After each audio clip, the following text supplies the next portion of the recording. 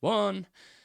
Hello everyone, welcome back to Real Reds Talk, an authentic football fan channel made in Manchester. Today we are going to be discussing, let me just pop it on the screen for you guys, Casemiro to Saudi Arabia and just the situation in general regarding Saudi and the money being spent potentially in January. We have yet another update on Marcus Rashford. Would you believe it? I know, there's a million every day. Manuel Ugarte, some positive stuff on him and certain teammates praising him, etc. I want to dive into him as a player and how he's adapting. And also Antony to Greece is a story that's picking up a bit of noise at the minute. A lot of United fans probably hopeful that that move does go through, but I wouldn't hold your breath is what I'll say on that. So, yeah, we've got Sam and Shreyas alongside me. How are we doing, fellas? On Shreyas. Thank you. Yeah. Cheers. No, don't matter. Ignore me. I was trying to be polite and let the young man talk. Well, now I don't care about any of your feelings. So we're going to dive into the Saudi story. Apparently, the Saudi Pro League clubs expect to be busy in the January transfer window, and that will also ensure the Premier League transfer window could see a dramatic rise in spending this month. Players and their representatives are already expecting a raft of big money moves this month. United, Arsenal, and Tottenham are all on the lookout for deals. Ruben Amorim wants to use the window to get players in and out. But what I want to ask you, Shreyas, is we'll kick it off with you first. What deals should we get done if we can get the finances? So let's say we can get a couple of players off the books, like your Casemiros and Antony's. What would you prioritise right now? Left wing back, for sure. Like, without a shadow of a doubt, first would be left wing back, because I think we need someone in there who can naturally help us in maintaining that sort of width. We've seen, glimpses and performances by the players that we've picked in those positions, but you need someone who can, put up with performances for you week in and week out on a consistent basis. And right now, with the kind of players we've got, we can't rely on them when it comes to consistency, or with certain players, I would even say availability to play in that position for us. So I think the first and foremost would be left wing back, and then probably you can move to a striker, or perhaps another 10 maybe if you want to. But I think first and foremost, you desperately need a left wing back in this team. Yeah. You'd also question as well, Sam, if you're going to sell players in that area. So let's say you sell Casemiro and Antony. Do you then directly replace them, or have we got enough depth, do you think? I think for Antony, I think we've got enough people, because we're not really playing with wingers anymore, are we? We're playing with sort of 10 positions. And a lot of people have said, oh, he can play wing back and stuff. I just don't think he's good enough to be a United player in whatever position he plays in. So I don't think you lose anything with him going, because he's played a total of maybe 20, 30 minutes under Amorim. Says it all, really, doesn't it? So yeah, I don't think you need to directly replace him. If we lose Casemiro, you probably do need to look at maybe getting a midfielder in, because you're going to lose Eriksen in the summer. Toby Collier, there's talk of him going out on loan as a possibility, along with Harry Amaz. So that would maybe leave you two midfielders short. So you would look to bring somebody in who you get in for 25, 30 million, depending on what you get for Casemiro, is difficult, isn't it? There's not a lot of world quality midfielders for around that price. You're probably looking at a younger prospect raw star to sort of build into this team. But yeah, it's tricky. But I think Shreyas is right. You invest that money into a wing back. That's probably where that money goes, because that's going to be integral to this system. I think you can get away with Ugarte, Mainu, Bruno, Mount when he comes back, Collier and stuff like that. I think you'll be okay with that sort of thing until the summer. It's interesting, isn't it, Shreyas? Because if you get rid of Casemiro, Rashford and Antony, even if it's out on loan, right, that is £1 million a week that United are saving. So 4 million a month, 48 million a year. That is fucking crazy, isn't it? Just if you loan them out, like you can charge them a loan fee and loan them out, that's how much. So you can see why United are pushing that so much, can't you? Yeah, because I think after a point, even we as fans can, actually see it, that it is difficult and complicated to get certain players out of the club. But even if they are just out temporarily, it would do the club a lot of favors, because we save a lot of money. And I think it was being said around a lot that we barely managed to scrape by PSR at the start of this season. So I think when it comes to these players, especially Casemiro and especially Rashford, with the kind of wages that they're on, you need to figure out a deal for them, especially when they're not making as much of an impact on the team, when they're not contributing or even getting regular minutes for that matter in this team. I think it's better you ship them out. And just wish that you can get the best possible deal for them, because that's the only way you can get fresh faces into the team. The moment Rashford actually comes out of the team, it creates an outlet for another player to come in. The same goes for Casemiro as well. Maybe Casemiro leaves and we see a lot more from Collier if he doesn't go out on loan, or maybe we get someone else from the academy who can come in and get some minutes in that in that position. Because how many minutes has Casemiro even played in the past 10 to 15 games? Just one, I think just the one start against Newcastle, and he wasn't even picked as a sub in most of those games. Which So is I think weird, it's, right? Because Casemiro under Rude came back in, didn't it, alongside yeah, Ugarte, and everyone was like, oh, maybe, potentially. But then you watch him against Newcastle, and you're kind of like, okay, you yeah. need legs in that midfield. If you want to work in the system, you need that legs. You need those legs. You need those sort of engine, and on top of that, you also need that sort of, I would genuinely say, awareness of where to be situated. Like the way Ugarte is situated in this midfield, you need that sort of awareness. And if you've not got the pace or recovery pace like Kobe does, whenever he's pushing forward, he knows when to actually drop back into the midfield alongside Ugarte. It's not going to work. And Yeah. the thing with Casemiro is, and we saw it a lot of times in the Newcastle game as well, like Ugarte pressures and Menu pressures the opposition teams when they're off the ball. Casemiro never does that, because he knows if he moves forward, he doesn't have the pace to actually come back into position if he loses out on the tackle. Yeah. So I think it's better if we can get, somehow we can ship them out. Yeah, I agree. If we focus a little bit more specifically on Casemiro, Sam, Ben Jacobs put something out earlier on, I don't know if it's this morning or last night, reporting that multiple Saudi clubs are attentive to his situation. Al-Ittihad have apparently made the most concrete approach over the summer. Apparently Ronaldo's pushing for it big time as well behind the scenes, for him to reunite basically with him, because obviously he's still got quality despite what people say, especially in the Saudi league. But apparently the challenge for most Saudi clubs in January is their foreign quotas are full, so outgoings or deregistering players for league games will be necessary for significant business to take place. And I know there are a couple of clubs who have moved. I think Seko Fofana, is it? I think it's moved on from a Saudi club, and there's a couple of other interesting ones as well. Is this the right time for Casemiro to go now? Would you have any kind of any strings attached with yourself? And obviously the wage, they can double his wage, which is something a lot of clubs can't offer. It almost feels like the perfect way to go, doesn't it, for Casemiro? Yeah, I don't think he fits into this Amorim system. Like Shreyas said, he's not got the legs, he's not got the energy to do that. If he was going to stick around at United, he'd have to be a bit part player and a squad fringe player. Is he going to want that with the sort of stature he has and the sort of not ego but confidence he has in his own self? Does he want that? Probably not. Like coming from Real Madrid to basically a substitute at Man United, it's probably not what he wants to do. The price, you were never going to get the 70 million back for him. Let's be honest, like that was never going to happen. Do you remember that was reported though? They were saying, like, we're going to get 80 to 100 for him. Never. Are you fucking mad? Never. But getting the wage is very significant off the books. Like you said, 325k a week off the books is massive. Like it's huge, especially over a year with PSR and FFP. So that's the biggest factor. And then if you can reinvest, like the Muppeteers, when he was on the channel recently, basically said a sale and wages off the books is super like significant in terms of your PSR, because you can register that and then spread that payment out into different transfers and invest in the squad.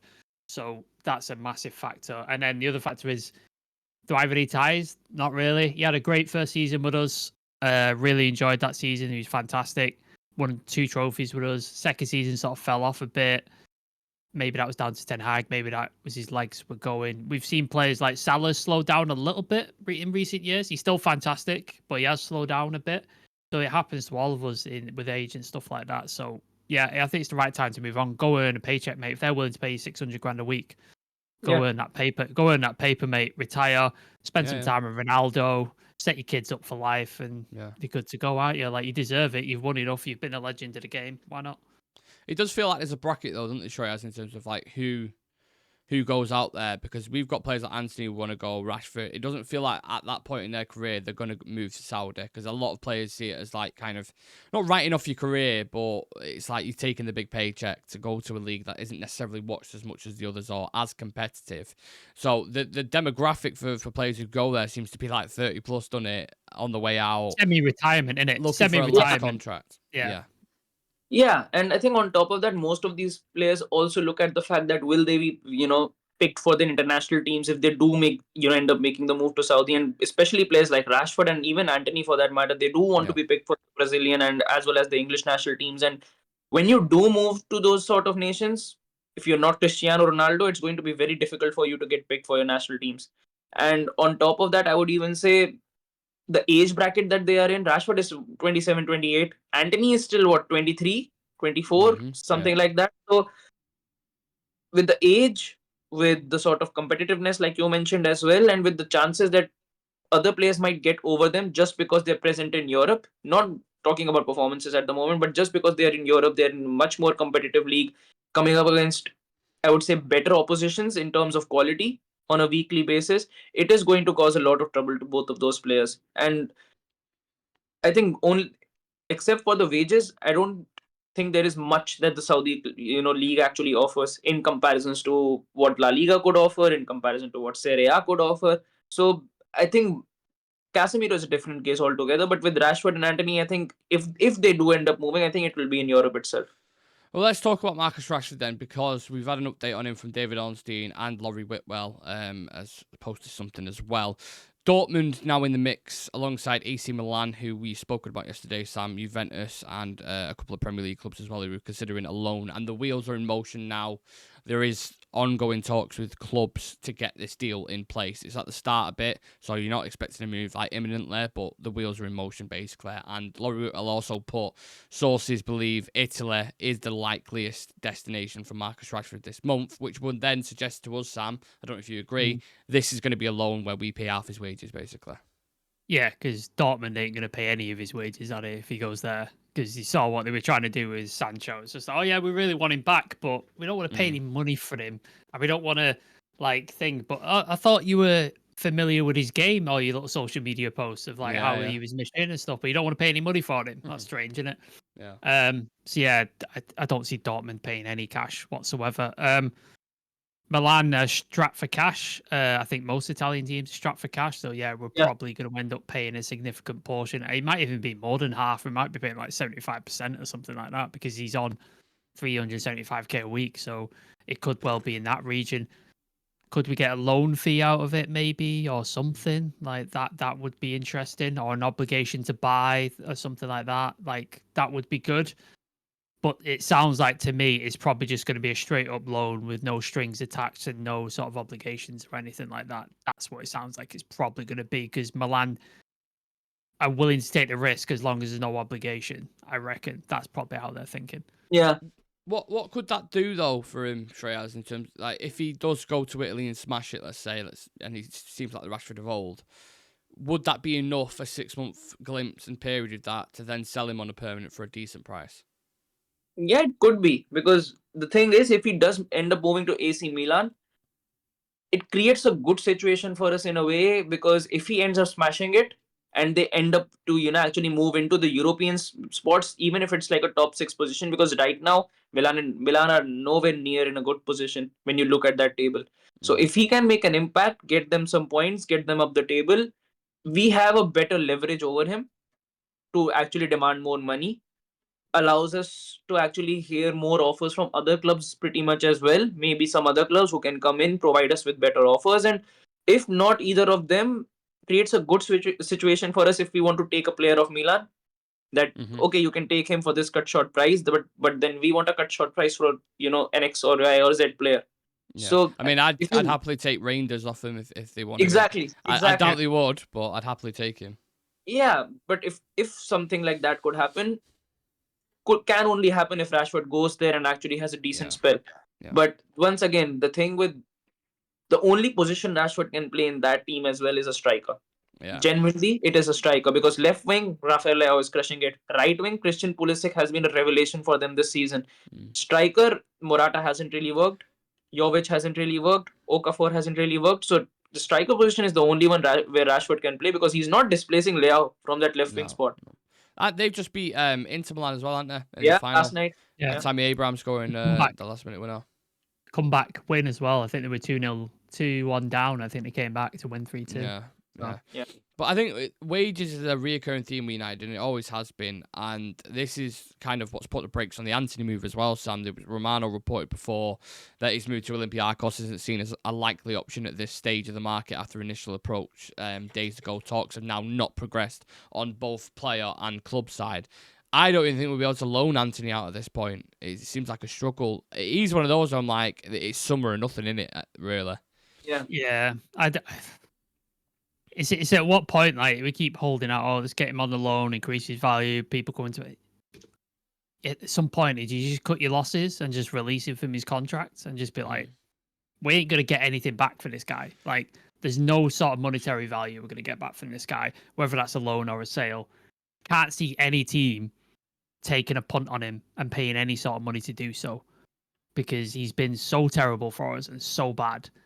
And he's on so much money, and we paid a lot of money for him. Like, I think it comes to a point where you just go, look, we will give you half of your contract now if you just leave, and we'll pay you out, because obviously you don't have to take that, and he'll probably just go, no, I want my money, which is fair enough. He signed the contract, but I just don't see where he go. Like, who buys him? Who loans him, for fuck's sake? Like, do you know what I mean? Like, I just don't see, like, if is it Olympiacos? They were the ones in for him. If they're not interested, like, how far down the level do you go? Like, do you know what I mean? Like, and then the more down you get, the less money. Less money, yeah. Like, the Cypriot league coming in, the Polish league coming in, like Estonian. Like, I don't see who's gonna. He's not gonna play for a top European club. He's just not. Like, it's not happening. Yeah. Well, wages seem to. It's weird because it does heavily dictate where players go, and also it has a big effect on the team around him. I did a show on Kobe before and found out Kobe, and I looked on multiple websites. It said he was on £20,000 a week. Yeah. Which I did not know that. That is fucking crazy, by the way.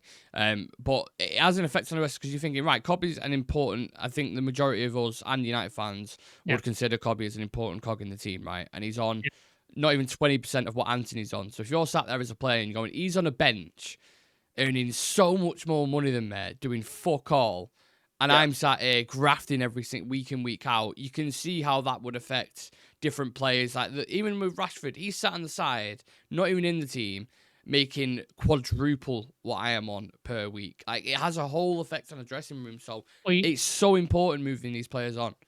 You look at when Bruno first came to United and how important he was. Like, he basically got us into the Champions League. He was on £80,000 a week when he first came here. Like, and all these other players were like just shit in the bed and underperforming and not like doing great. And he comes in on £80,000 a week and performs like mad. And it's similar thing. Like, obviously it rewards your players who are playing well and important players and all that sort of stuff. But then you can't go the other way, which is where we're at with these other, like Rashford and Antony, where you're paying them astronomical wages. You're getting no return from them, and then you can't sell them. You've got to find that medium in the middle where you can reward the players who are playing well and are dedicated and give them enough money where they want to stay, but you can't go over the top. So if Kobe Manu says, I want 375k a week, you've got to go, sorry, mate, buy and sell. Yeah. Because you can't be giving him that. You can't be giving an 18, 19-year-old 375k when he's won nothing. Like, it's just not, it's not feasible. So you've got to find that medium, and that's what top clubs have got to get good at. That's why three of Liverpool's top stars might walk out the door, because Salah's obviously wanting, I don't know, 300, 400k a week, whatever it is. And Liverpool don't want to break their wage structure because they've been so good at just sort of keeping players on certain wages and not going above their means. But if they want to keep Salah, it sounds like they're going to have to break that. So that's the tricky spot where clubs find themselves. I think you make a good point there. Actually, let's put ourselves in we'd never ever want to do this, but in Liverpool's fans' shoes, right? And you've got this situation ongoing with these three players. Let's say it was three of our players that were in that important players to us, which we don't really have at the minute. But if we are in that situation... Ugarte, Ahmad, there you go. So they're out of contract at the end of this year. That's your scenario. Yeah, and that's pretty stark because obviously Van Dijk, Salah, and Trent have won like Premier Leagues and Champions Leagues, whereas in comparison to us, some of them are new signings and some of them have just come into the team. But I take your point. What do you do? Do you give him that big new contract, or do you let him go? Because the Salah situation, I'm looking at, he's 33, but also as well, he's having the best season of his life. He's having a Ballon d'Or winning season. Yep. And obviously he wants a new big contract like Casemiro does, let's say, when he goes into the last kind of final years. What do you do? that's Liverpool, isn't it? Like, you've got to look at the situation. Like, Trent, there's been a lot of talk and stuff like that. I think they'd be happy for him to go because I don't think they'd want, even though he's a local lad and he's a Scouser, I think they might want to let him go. Virgil van Dijk he's kept quiet, hasn't he? He's not said Very anything. quiet. So Yeah. I don't know what they're thinking. He's there, 30 odd now as well. So it's yeah, like... but you could probably find replacements for Trent and Van Dijk. Maybe not to the same level that the Van Dijk's currently at, but you could find replacements for them. Yeah. It's going to be very difficult to find a Salah replacement, isn't it? Who provides you 20, 30 goals every year, no matter what. That's going to be very difficult to replace. Yeah, that's the tricky one. What would you do, Shreyas, in that situation? Yeah, like Sam mentioned as well, I think when you look at the defensive orients of that team, you can find someone probably more better rounded than Trent in the market who can come in and probably, be more effective in that team, because we've seen Trent actually drop clangers against some sort of attackers. Yeah, I mean, as recently as Sunday. He did it against Gallo. Yeah, exactly my point. So maybe they've got a youngster in Connor Bradley coming through the ranks who's rated very highly. So maybe he could have a breakout season. Maybe they get someone else in as well. Van Dijk as well. If you look at it, you've got options in the market. Antonio Silva will be available next year. A couple other centre backs are running out their contracts as well. So Jonathan Tah might be available if they want to move in for someone like that. So they are still replaceable. But it's the impact Big Verge has, isn't it? If you think like more than ability, more than what he brings. I don't want to make this a Liverpool podcast, for God's sake, but I'm just saying the leadership and experience and what he brings to that back line, when he isn't in it, you see the massive difference. Yeah, it does. But I think when you take Salah out the team, their attack looks, I would genuinely say this, it looks like a shadow of itself. Because he not only provides you with the goals, he sets his other teammates up as well. He's able to make Szoboszlai, he's able to make Luis Diaz as well as Cody Gakpo to move in those sort of positions where they can actually cause a lot of trouble. And the unpredictableness of Salah, whether he'll be cutting inside, whether he'll be, dragging the ball out wide and just putting it in, that's what makes him a very scary player. And he's got like 30-35 goal contributions already. And we are just at the halfway mark right now. Yeah. When you take those amount of goals out, and he's been doing it season in, season out for Liverpool, I'm still going to say this. I think right backs and centre backs, when you get them in from other clubs into your team, there's still a better shot of them working than when you go out for wingers and attackers. I think attackers, whenever they move clubs, it takes them a good 1.5 season mark just to integrate with the team, just to adapt to the league, and then actually, showing what they're truly about. I think it's going to be very difficult to get that sort of winger in this market, because if you want those sort of numbers from a winger, like Salah-like numbers for a young winger coming through, means 150 or 160 million at the very least. Yeah. Right, we'll park the conversation on the contracts situation in January in Saudi, because it's all going off at the moment. I'm sure we'll have plenty more to discuss over the next coming days. But we were talking about Liverpool. Someone who had a monstrous performance against Liverpool, Sam, was Manuel Ugarte. And sources are saying that Ugarte is always one of the last players to leave Carrington. He's undertaking additional gym sessions. He's doing everything he possibly can to improve as a player and to adapt to life at Manchester United. He's found a new best buddy as well in Alessandro Martinez. They're always together, described as being stuck together, often sipping mate tea, and Martinez drives Ugarte into Carrington as well, which is interesting. Seems to be settling in nicely, doesn't he? Yeah, it's shown, like the extra sessions he's putting in. He's staying late at Carrington. It's shown in his last 5-6 performances. He's arguably been our best player. Had an absolute monstrous performance against Liverpool. Like, I know Bruno got man in the match, but I would have given it to Ugarte personally. Like, but that's just me. I think he's been phenomenal, and it's funny to think about, like, people were worried about him coming in and think, oh, he's not the right guy, or this, he's a flop at PSG. They're saying the same thing about Muani, aren't they, at the minute? So it's always the same thing. But he's come in. He had a couple of games where you're like, he's not there yet, and then since I think about 3-4 games in, he's just grown and grown and grown and grown and just got better and better and better. And then you saw the impact of not having him in that Newcastle game where we just got run through. Yeah. Not having him there was so key, and he's been phenomenal. And it makes sense that he's hanging out with Licha, like they're both from South America, Argentina, Uruguay. Mate, I was looking into what Mate was because I saw him holding this like coconut cup thing with the straw. Mm. I was like, what the fuck is this? Like, what I is it? never And I heard of looked it either. into it. So I looked into it. Apparently, it's a very popular like South American tea, but it sort of tastes like coffee, and it's a bit of a sort of stimulant, Ooh, like Red Bull coffee type vibe. interesting. But it's apparently it's really nice. Like it's really tasty. Sounds But right yeah, up my street. That honestly. yeah. So that's apparently like it's a big South American thing. Like Uruguayans, Argentinians, bits of like Chile, Peru, they all sort of drink it. So it seems like it's a very popular thing. Yeah, I love him. He's one of my favorite players in a minute. Maz, Ugarte and Ahmad, like I love watching those guys in a minute. They're phenomenal. And Ugarte, slowly becoming one of my favorite players. He's got my number 25. He's aggressive. He's South American. Like he ticks all the boxes for me. Yeah, I thought you should say he's got your mobile number. Then I was like, I mean, if he wants it, if he wants it, he can have it. That's fine. It's free to it. Well, there must be something in that drink, Shreyas, because if you look at his stats, so his combined stats from Liverpool away and Man City away, listen to this, pin your ears open. 100% aerial duels won, 100% success take-ons, 91% pass accuracy, 10 tackles and interceptions, 8 blocks, 6 progressive passes, 5 ball recoveries, 4 fouls won, 2 shot creation actions, and dispossessed 0 times. That is a big game player, innit? From what you've seen so far. And considering the sort of players that he was coming up against in those games as well, like McAllister, Gravenberch, Szoboszlai, Curtis Jones, then you look at City as well. They're not good, but De Bruyne is there, Bernardo Silva is there. So it's not that he's coming up against shit teams or shit players and then pulling up with those sort of performances.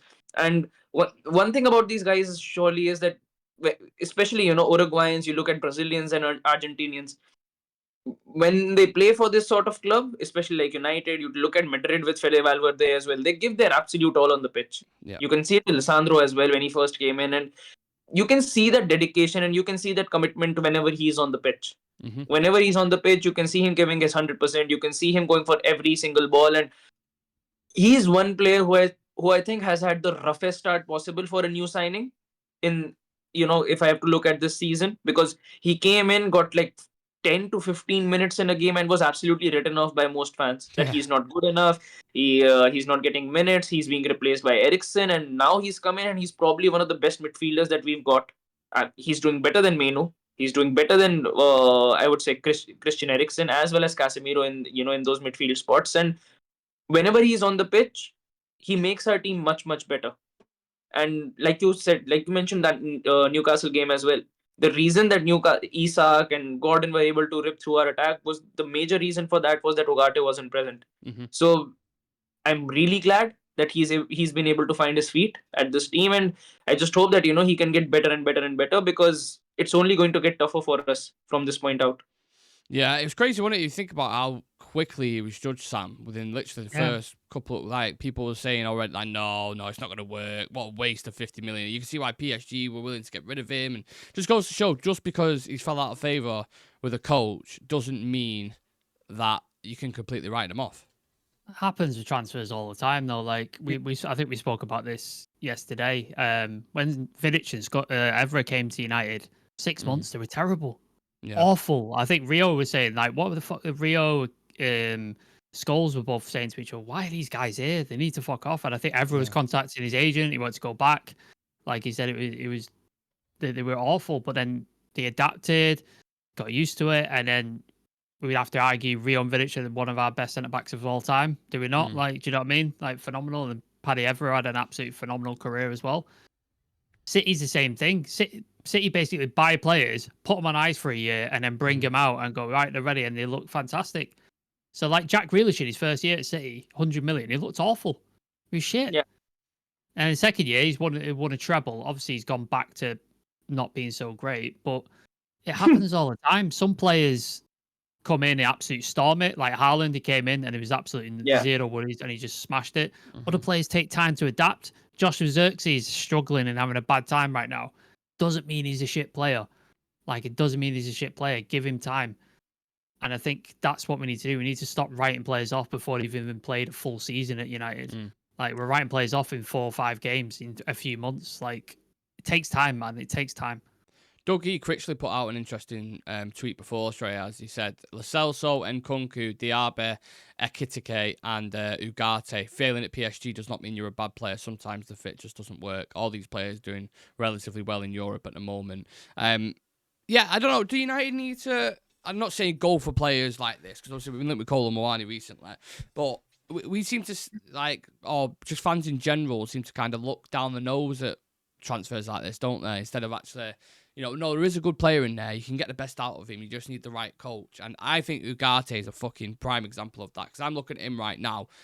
And he looks, I don't know if this is overdoing it, but in terms of a defensive midfielder, I'd say he's one of the better ones in the Prem currently. Yeah, he is. And like the players you mentioned as well, Ekitike was mentioned a flop at PSG. He's moved to Frankfurt, and alongside Marmoush, he's probably one of the most hottest attackers present in Europe right now. You look at Diaby as well, sensational winger. Whenever he's on, very electric.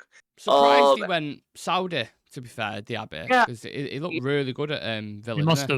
They must have offered him a shit ton of money. Well, 60 million Villa got, and the wages were like 400 grand. Villa had to balance their books as well. So you can understand what happened there. But yes, apart from that as well, there are a lot of players in Europe who've sort of fall into that sort of category. But yeah, doesn't make them a bad player. Sometimes players don't complement certain systems. I would even say sometimes certain managers have their preferences as well as to the sort of profiles they want to work with, and players who were bought into the club by a certain manager get sacked.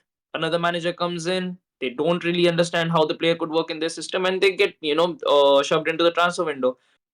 We can look at those sort of deals, and we should as well, considering the budget we've got, and also on top of that, I think us fixating on one player throughout the transfer window and then waiting on that sort of player for multiple windows, finally getting them in when the time has ran out, doesn't really make sense. Right now we want players who can be effective for us.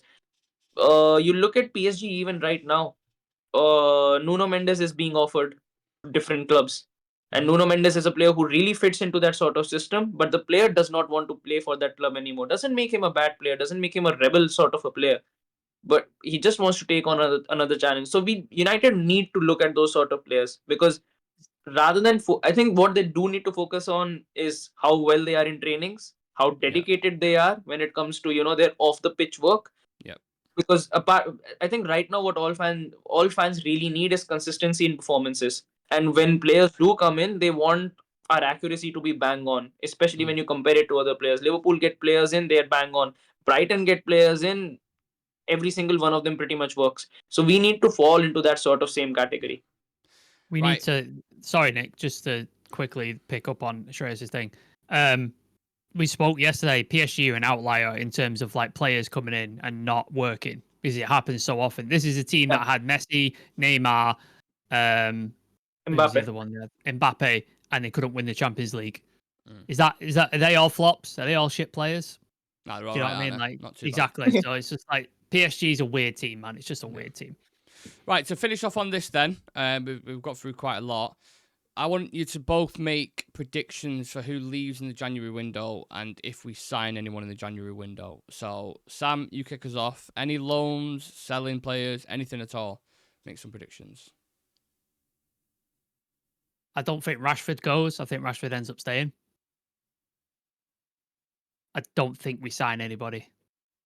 Don't see us signing anybody, because unless we sell people like a Casemiro or an Antony or something like that, I don't see where we get the money to sign anybody. So if Casemiro's going on a deal, then obviously we can get someone in, but I don't see it. And I don't see Rashford going. So I think it'll be really quiet. So I see no ingoings and no outgoings. Shreyas? I think it'll be difficult to offload Casemiro, because with the Saudi League, one problem that they've got is that they have a foreign players quota that teams do have to actually adhere to. So it's going to be difficult for teams to adjust to it in the winter window. They're trying. They've got a midfielder they're trying to sell, aren't they? I forget his name. Not Fofana you want about, are you? No, it's a different guy. There's a guy Al-Nassr are trying to sell to get the quota, so they've got a space that opens up, but I can't remember his name. But yes, continue, Shreyas. Yeah, so that might be a bit tricky to do, but I think Rashford does leave. I think with the way things are moving with him, and him not being a part of the starting 11 or first team at all when it comes to the games, especially, I mean, imagine the fact we went into a Manchester and Liverpool game and we didn't see Marcus Rashford get even a single minute in that game. I know. So I think I think he does end up moving, whether it's to Milan, whether it's to Napoli, or whether it's to another club. I think he will end up moving. I think we get someone in on loan. I think we get an emergency loan, whether it's a striker or a left back. I think we get one loan. It's a shame we don't have like a trade system like the NFL. Like we could go to Milan and go, like, oh, you want Rashford? We'll have Leao. Or Napoli, you want Rashford? We'll take Kvaratskhelia. Do you know what I mean? Yeah. Just do the trade. All right, wouldn't it? Yeah. Everybody's happy then. Everybody's happy. In a perfect world, I think we get one loan in, and I think we loan a player out. That's what I think we do. Which one? Go on, I'll put you on the spot. Which player goes? Right, I think Rashford. Rashford. Yeah, I think Rashford does go. I think Casemiro is difficult, and maybe it's more of a summer thing. I think Rashford goes out on loan. I think we do bring in like a Kolo or someone like that potentially. But yeah, I suppose we'll have to wait and see. We are, well, not us as a group or a collective, but as a team, we're kind of like that with a money pot to Saudi saying, please, can you take some of these players off us because we need to get someone else in because these are shit. Hopefully they do that, but who knows? Let's see what happens. If you are watching currently, thank you very much. Appreciate every single one of you. Get your thoughts in about the January transfer window. I want your predictions as well. One player who will come in, one player who might potentially leave, or even more deals if that's the case. Get it in the comments. Leave a like on the video for us. We are, lads, 88, sorry, I'm going 10 off there. 88 subs of 10,000 subscribers. Nice. Which is pretty exciting. Yeah. So, yeah, if anyone's watching and you enjoy the content and you want to help us hit that, you could be the one to actually be the one who becomes the number 10,000. So, yeah. We are 63 or 5,000 on Instagram. Yeah. So, awesome. So, also, all the socials are in the bottom right-hand corner of your screen. Drop us a follow us on there. We are growing every single day. We're getting bigger and bigger, and that's because of you guys. So, thank you to Sam and Shreyas for joining me. Thank you to everyone watching, and we'll see you guys in the next one. See you in a bit.